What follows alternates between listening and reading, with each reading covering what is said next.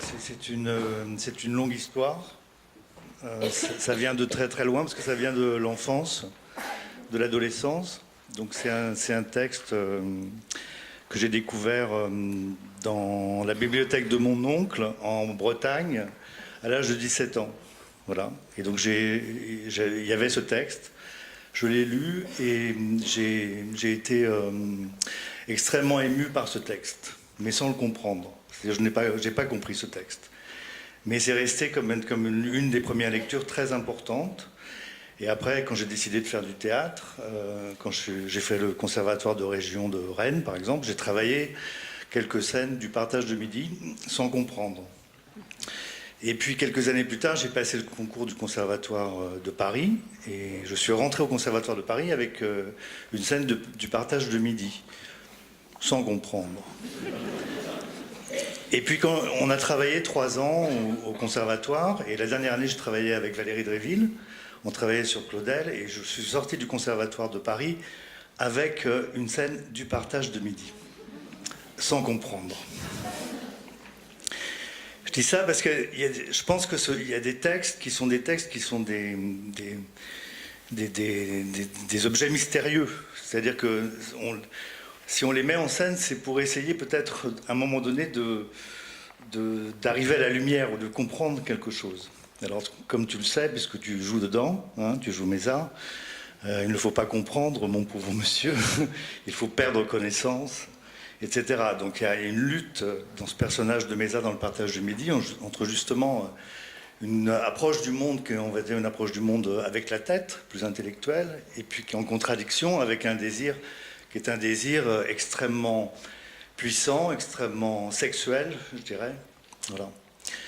Et puis en travaillant sur le partage de midi, on s'aperçoit qu'il est aussi très lié à la vie de Paul Claudel. Parce que Paul Claudel, on a l'image justement d'un écrivain un peu académicien, comme ça, fin de la vie, une chose un peu ronronnante, un peu lourde, un peu sucrée. Enfin voilà, c'est un peu une image qu'on aurait comme ça de Paul Claudel. Et là, ce Paul Claudel-là, c'est le Paul Claudel de la jeunesse, c'est-à-dire c'est quelqu'un qui a 32 ans en 1900.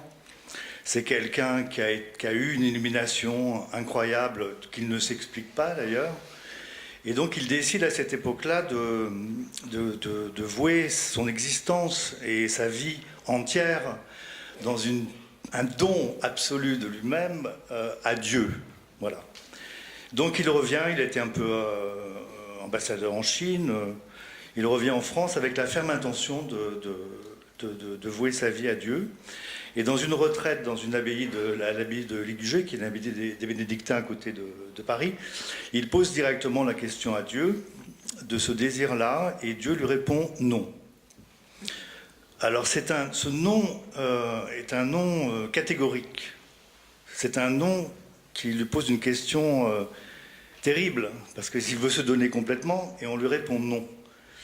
Donc c'est dans cet état qu'il décide d'accepter le poste de vice-consul à Fuzhou, en Chine.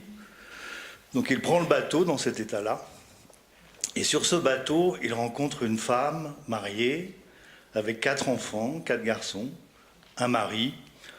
C'est des gens qui vont refaire fortune en Chine. Et lui est proposé sur ce bateau, effectivement, l'amour, mais sous une autre forme.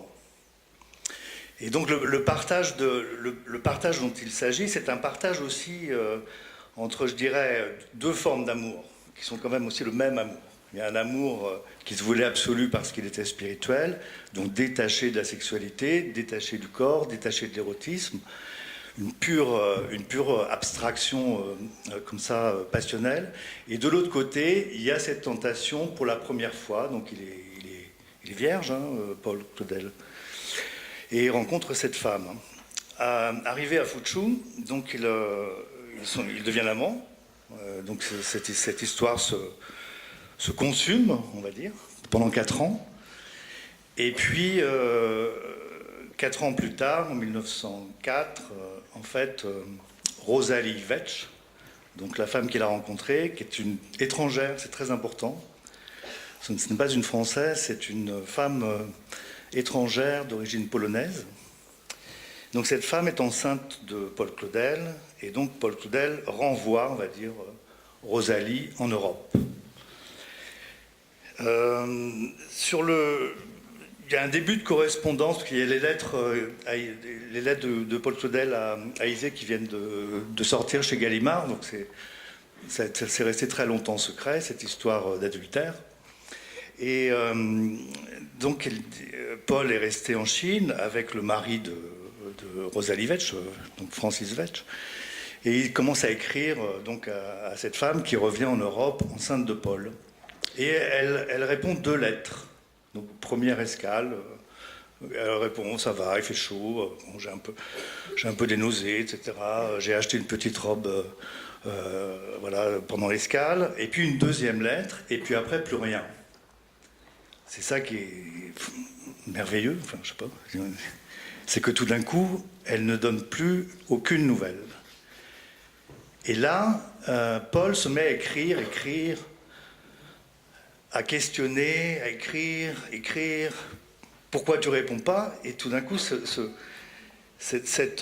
questionnement qui n'a pas obtenu de réponse par rapport à Dieu, je dirais dans la première partie, 4 ans auparavant, se reproduit dans l'abandon, finalement, de la femme.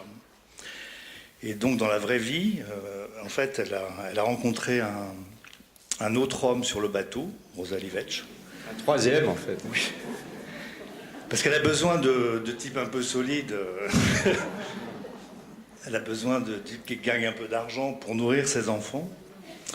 Et donc, elle rencontre un Hollandais qui s'appelle Littner, qui va devenir son second mari. Et il n'y aura pas de nouvelles véritablement de Rosalie pendant 1 an, je crois.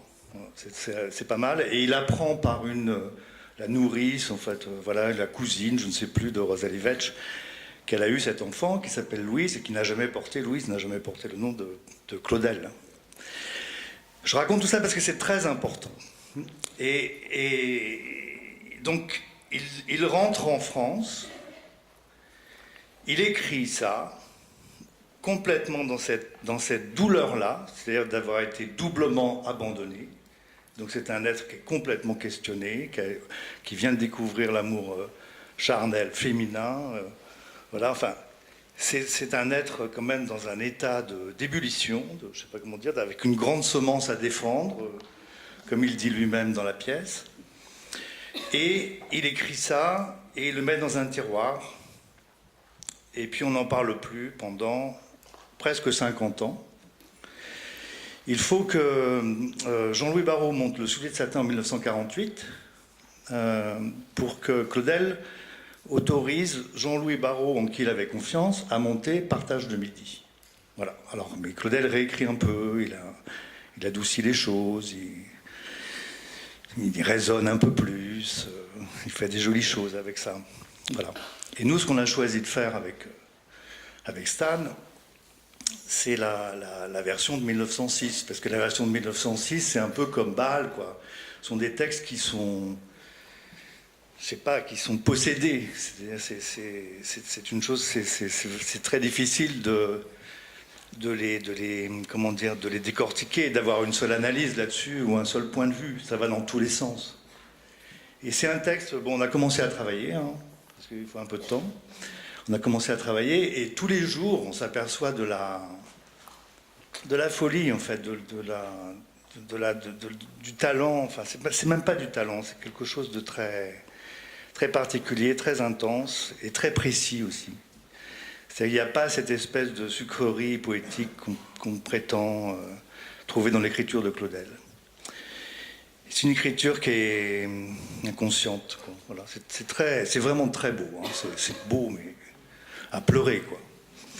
Et ce qui est très beau aussi, c'est que c'est une pièce sur la mort. C'est-à-dire qu'à partir de cet abandon, ce sont des gens qui sont en partance pour une destination inconnue. C'est-à-dire ils vont vers des lumières qui sont des lumières irradiantes, foudroyantes. Et moi, je ne peux pas m'empêcher de lire la pièce en pensant à ce que va devenir le XXe siècle aussi, d'un point de vue politique. C'est-à-dire, là, on est déjà à la fin du colonialisme. Tous ces Européens qui sont sur le bateau, qui prennent le bateau à Marseille pour la Chine, c'est des gens qui ont échoué dans la première partie de leur vie et qui essayent Oui, qui pensent qu'ils vont peut-être réussir la deuxième partie, mais en fait, c'est pas possible. C'est-à-dire, en fait, ce qu'ils voient, c'est la mort. Donc le bateau, c'est comme l'antichambre de la mort. Le deuxième axe, c'est dans un cimetière d'éparsis à Hong Kong. Et après, le troisième axe, ça se situe dans une maison qu'on a minée, on a mis des bombes partout, et on va faire exploser la maison parce qu'on ne veut pas se faire torturer par les Chinois, c'est pendant la guerre des Boxers. Donc tout ça n'est pas très gai, hein, mais c'est ça, c'est la mort, voilà. Sous le soleil de midi. C'est ça, sous le soleil de midi. C'est le midi de leur vie aussi. C'est ça. C'est le midi de leur vie, mais c'est un midi qui bascule pas dans le bon sens, quoi. Il n'y a pas de renaissance. Il n'y a qu'une dissolution dans l'espace et dans le temps et dans la mort. Et je pensais à ça, mais c'est parce que je pensais que ces artistes-là aussi, de cette époque-là, c'est-à-dire la fin du 19e, début du 20e, quand ils étaient aussi talentueux, c'est des gens qui voyaient l'échec du colonialisme. C'est-à-dire ça nous amène, je dirais, à la Shoah, ça nous amène à l'Holocauste, ça nous amène à Hiroshima. C'est-à-dire que tout d'un coup, ils voient, comme les cinéastes comme Kubrick, Coppola, il y a quelque chose d'un voyage au bout de l'enfer dans Partage de midi. Il y a quelque chose de ça, quoi. Voilà. Donc on voit bien Marlon Brando, la fin qui sort de l'ombre. Merci. Dans Apocalypse Now. Merci. Bon, voilà, merci.